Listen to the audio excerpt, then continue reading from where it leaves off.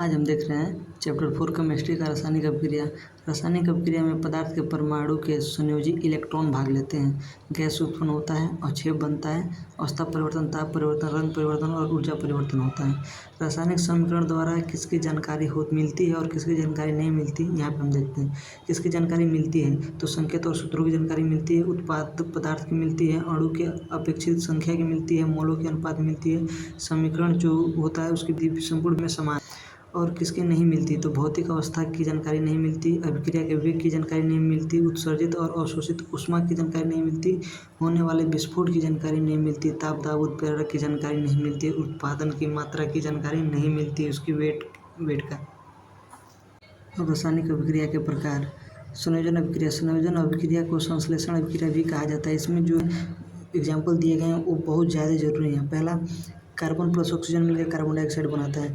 इसमें ये नहीं पूछेगा कि ये कौन सा अभिक्रिया है, संयोजन अभिक्रिया सबको पता है। पर कोयले का दहन पूछेगा, कोयले का दहन कैसे अभिक्रिया है तो संयोजन अभिक्रिया है। कैल्शियम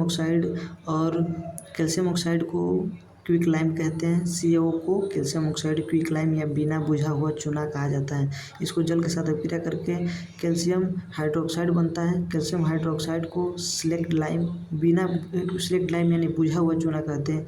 इसे लाइम वाटर यानी चूने का पानी भी कहा जाता है। इसे अवक्षेपी अभिक्रिया भी कहते हैं क्योंकि इसमें ऊष्मा निकलता है।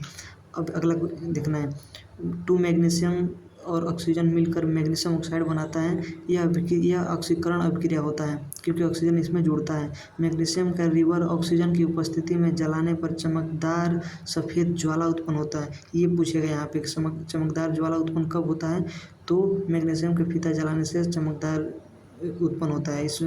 और अगला है कार्बन मोनोऑक्साइड हाइड्रोजन के साथ अभिक्रिया करके मेथनॉल बनाता है। ठीक है। अब अपघटन अभिक्रिया, यह संयोजन अभिक्रिया के बिल्कुल विपरीत होता है।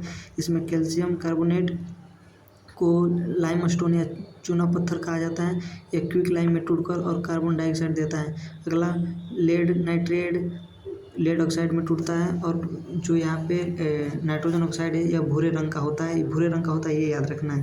यहाँ पे बेकिंग सोडा जो है यानी सोडियम हाइड्रोजन कार्बोनेट को बेकिंग सोडा या खाने का सोडा कहते हैं। इससे सोडियम कार्बोनेट निकलता है। अगला, फेरस सल्फेट फेरस ऑक्साइड में टूटता है। यहाँ प्रकाश रासायनिक अभिक्रिया में सिर्फ याद रखना है कि सिल्वर क्लोराइन जो टूटता है प्रकाश के कारण, सिल्वर और क्लोरीन में, इसमें सिल्वर जो होता है ना वो ग्रे रंग का हो जाता है बस।